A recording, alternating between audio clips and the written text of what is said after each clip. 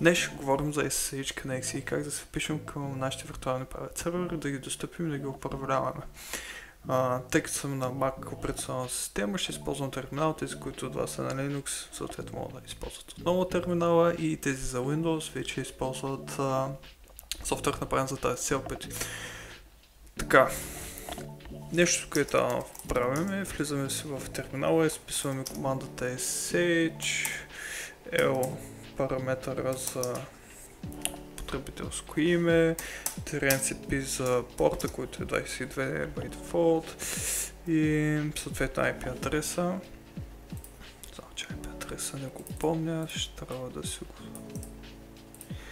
намеря от предоставените от Contabo информация. Така, ще ни поиска сега парола. Паролата вече си я знам. Штракам и се вписвам в Contabo. Веднъж като съм в Contabo, имам достъп до виртуалната им среда, като аз вече съм си направил директория с сервер. Това е една папка с Docker, ще ви разправям по-напред за това.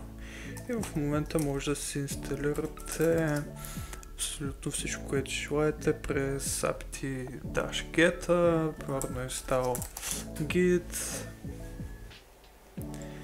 или някакъв друг софтуер, примерно Java, примерно ако трябва JDK да се инсталират и тъна и тъна. Да, работи се през терминал, може би това ще ме питате, и общо взето е това. Лайкнете видеото, оставете коментар и се абонирайте. Това е от мен.